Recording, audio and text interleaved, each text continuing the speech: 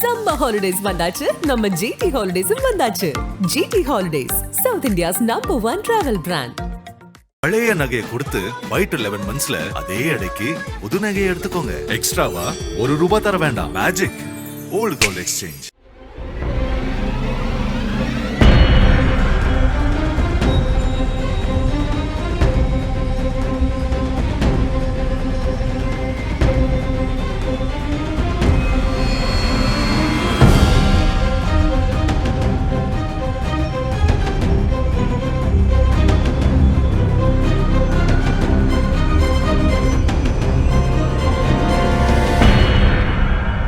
ஜம்மு காஷ்மீரின் பகல்காம் பகுதியில் நடத்தப்பட்ட பயங்கரவாத தாக்குதலில் உள்ளூரைச் சேர்ந்த ஒருவர் உட்பட 26 அப்பாவி பொதுமக்கள் படுகொலை செய்யப்பட்டனர். இதற்கு பதிலடியாக ஆபரேஷன் சிந்தூர் என்ற பெயரில் இந்திய படைகள் நடத்திய ஏவுகணை ட்ரோன் தாக்குதலில் பாகிஸ்தான் ஆக்கிரமிப்பு காஷ்மீரில் உள்ள 9 பயங்கரவாத முகாம்கள் மொத்தமாக தரைமட்டமாக்கப்பட்டு 100க்கும் மேற்பட்ட தீவிரவாதிகள் கொல்லப்பட்டனர். இதனால் இந்தியா பாகிஸ்தானுக்கும் போர் பதற்றம் நிலவி வந்ததை அடுத்து அமெரிக்கா தலையிட்டு பிரச்சனையை கட்டுக்குள் கொண்டு வந்தது. இந்த நிலையில் கடந்த ஏப்ரல் 23ஆம் தேதியன்று இந்திய பாதுகாப்பு படையைச் சேர்ந்த பூர்ணம் குமார் ஷா என்பவர் இந்தியா பாகிஸ்தான் எல்லையில் பாதுகாப்பு பணியில் ஈடுபட்டிருந்தார். அப்போது யாரும் எதிர்பாராத விதமாக ராணுவ வீரர் பூர்ணம் குமார் தவறுதலாக பாகிஸ்தான் எல்லையில் நுழைந்து விட்டார். இதையடுத்து அவரை பாகிஸ்தான் ராணுவத்தினர் கைது செய்தனர். இந்த விவகாரம் பெரும் பரபரப்பை ஏற்படுத்திய நிலையில் சிறைப்பிடிக்கப்பட்ட ராணுவ வீரரை உடனடியாக இங்கு அழைத்து வர இந்தியா பல்வேறு முயற்சிகளை மேற்கொண்டது.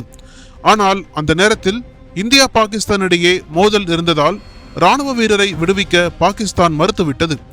இதனால் வேறு வழியில்லாமல் பூர்ணம் குமார் சுமார் 20 நாட்களுக்கு மேலாக பாகிஸ்தானிலேயே இருந்தார். கண்கள் கட்டப்பட்ட நிலையில் அவரது புகைப்படம் வெளியாகி அதிர்ச்சியை ஏற்படுத்திய நிலையில் தனது கணவரை விடுவிக்க உடனடி நடவடிக்கை எடுக்க வேண்டுமென பூர்ணம் குமாரின் 7 மாத கர்ப்பிணி மனைவி ரஜினி அரசுக்கு வேண்டுகோள் விடுத்திருந்தார். இரு நாட்டு மோதலுக்கு மத்தியில் பாகிஸ்தான் பிடியில் இருந்த ராணுவ வீரருக்கு என்ன நடக்குமோ என அனைவரும் திகைத்து நின்றனர். இத்தகைய சூழலில் இப்போது இந்தியா பாகிஸ்தான் இடையேயான மோதல் முழுமையாக முடிவுக்கு வந்துள்ளது. இதையடுத்து பாகிஸ்தான் சிறைபிடித்து வைத்திருந்த இந்திய ராணுவ வீரர் பூர்ணம் குமாரை அந்நாட்டு அரசு விடுவித்துள்ளது. சுமார் 20 நாட்களுக்கு மேலாக பாகிஸ்தானில் இருந்த பூர்ணம் குமார் இந்தியா பாகிஸ்தான் எல்லையில் உள்ள அட்டாரி வழியாக இந்திய ராணுவத்திடம் ஒப்படைக்கப்பட்டார்.